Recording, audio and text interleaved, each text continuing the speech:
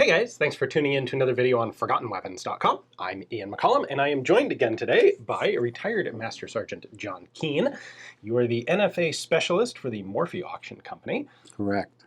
You do the machine gun stuff. Yeah. And so today we are doing another one of these videos that I kind of stole from Henry and Josh at 9-Hole of pick one.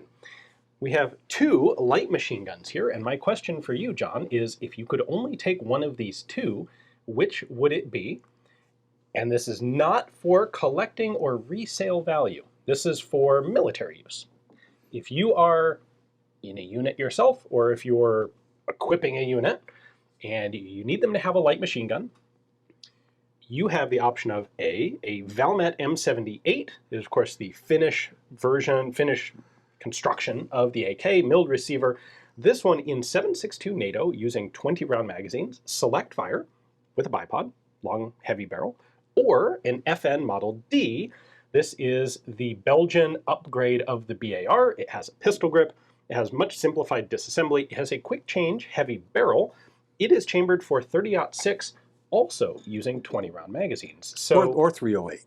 Could be, yeah, there were some modifications. The Israelis use these in 308, but essentially they're in the same caliber. So it's not like we have a 308 and a 5.56. 06, 7.62 NATO.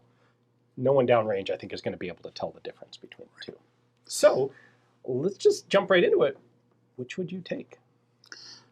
It's a pretty good toss-up, but I'm going to say let's bring the FND. Oh, as a light interesting. machine Okay. gun. Because you said I'm a soldier. Yes. And I get to pick. I'm not a procurement agent of a government. And I also will say that there is something dependent on what part of the world and the climate I'm going to be in. But in the general, the thing that weighs a little bit more in the favor is the ability to remove that barrel and replace it when it gets hot. Yes. And so forth. I like that from a soldier's standpoint.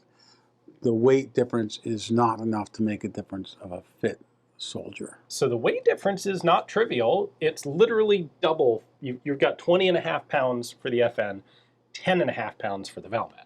Right. So basically double the weight. But for a fit soldier, it doesn't matter. Okay. You know, it's funny you bring up what part of the world, the climate, and I was thinking like the FND, one of the cool things about it is it has an adjustable gas regulator, so you can tune it to work properly with whatever ammunition you have. Where with the Valmet, their approach was simply, we're going to overgas it to the point that it just runs everywhere. Right, right.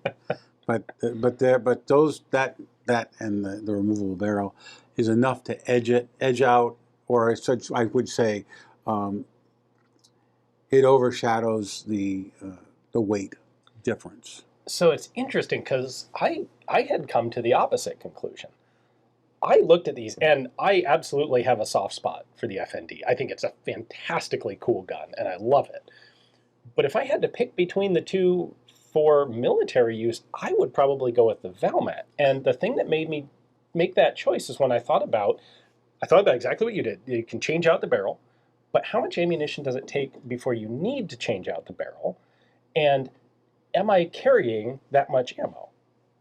Like, if I'm not carrying 500 rounds well, I'm going to harken back quickly, to our previous video when you said, oh, I'm going to have somebody load those KP31 magazines for me. I'm not going to worry about loading it. Well, I'm not going to be the ammo bearer for these guns, but there is going to be an ammo bearer for either one of these. If you're going to be in that kind of a spot and you want to use it as a bipod sustained fire machine gun. But I'm going to go the other way and say some very positive things about this. Any kind of conditions, it's going to keep on running and go. Yeah. And that is a very, very important part of a machine gun. But I like having an adjustable gas port, not just because, okay, you're going to overgas it so it's going to run everywhere, but if you do have some fouling on one of the ports, you can turn that, and then you don't have the fouling anymore.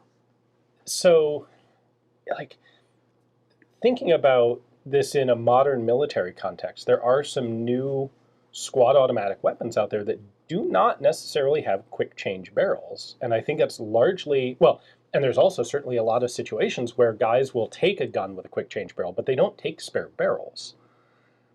Because there's this idea of if you're using it in a more dynamic mission where you don't have to sit down and prepare to repulse a human wave attack in Korea or Ukraine. If you're on a fast-moving patrol and you don't want the clutter of the extra barrels, and you don't need it because you don't expect to be in that kind of situation, you're using it more as a light weapon. In our own parlance, you know, you've got the 223, you've got the 308. Each has its own use, and each has its own stopgap, if you need it that way.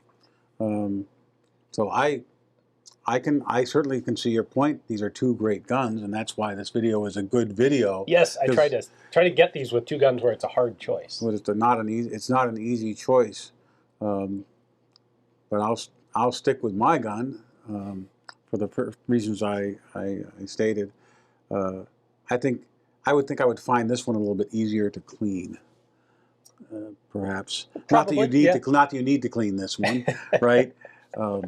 That was something that a veteran of the Second World War, Russian veteran that I talked to many years ago. He was with a friend who was also a veteran, and the question was well, cleaning your PPSH 41. How do you clean it? Doing what now? How do you clean? And you know what he once said? I asked one of them, and the other one said, "Shoot a German." That's how you clean. That's how you clean your gun. You just put more rounds out of it, and that cleans out any fouling you may have. But that was what these two Russian veterans said to me in about 1992 or something like that. I can believe that. That's where they were.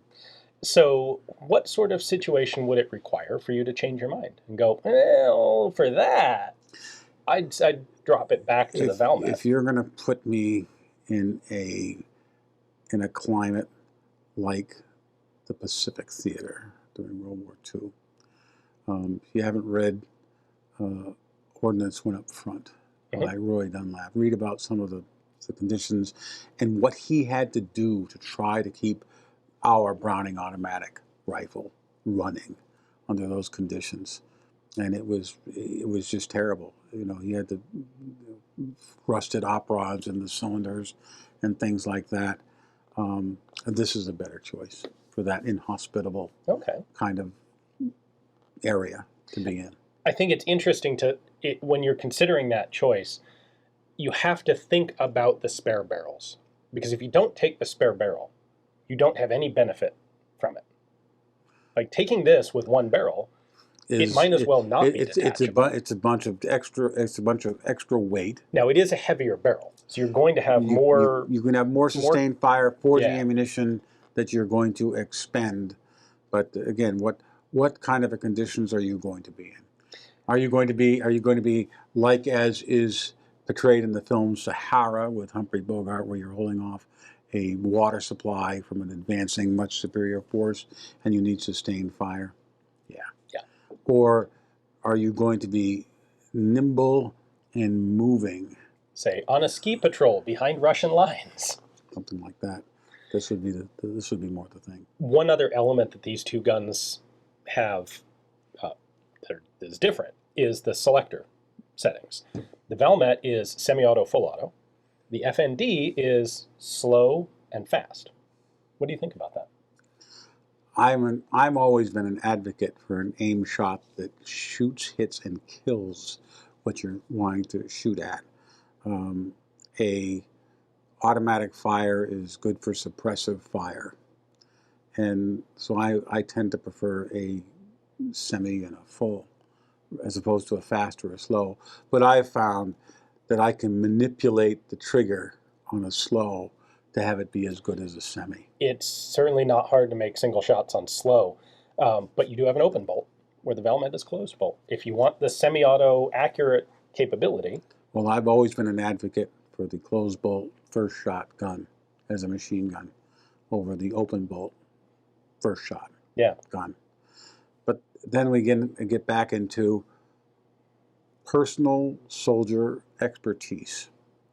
And if you're good with the gun you're trained on, you get used to what it is. That you can really overcome almost any weird quirks through practice and training. And I've done it. I've done it with guns, and you get used to them. You shoot them well. Like the entire British Army and their L-85s. There's a great example. There's a great example. Or shooting an M16 upside down while it's slung over your shoulder, muzzle down, toe of butt forward. You can very quickly bring that thing up upside down and shoot a few rounds when you need to.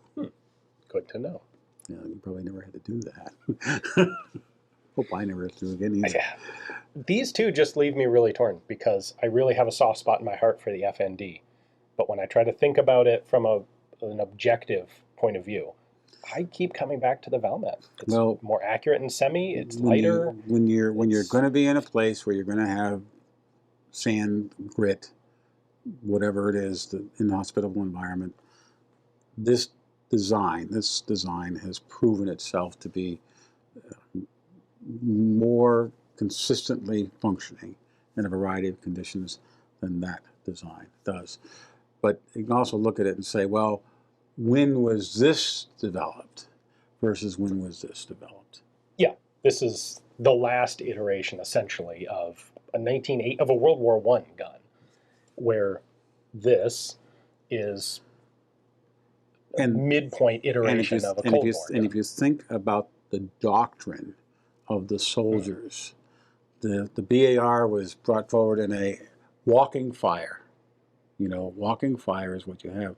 The walking fire was pretty much discarded by the time this was designed and fielded. Yeah, much so. And so they're two different guns, two different times, two different doctrines. It is interesting. I'm sure there are going to be some people watching who are now curious about what was the Finnish Army doctrine for using the M78. And the answer is there wasn't one, because the Finnish Army never actually adopted this. It was developed, it was offered to them, and they turned it down. They had a belt-fed 7.62x39 instead, the KVKK, and they used PKMs. But they didn't use the mag-fed light machine gun. So they never had an RPK equivalent. All right, there you go, guys. We sat in the wrong seats, apparently, because I'm going with the Valmet and John's going with the FND. So which of these two do you think you'd take? Let us know down in the comments. Thanks for joining me. Thanks to Morpheus for having these two very cool guns here for us to take a look at. And I will give you one parting shot. If you're going to buy one, buy the one you like. That's what matters. Yeah. Yep. Thanks for watching, guys.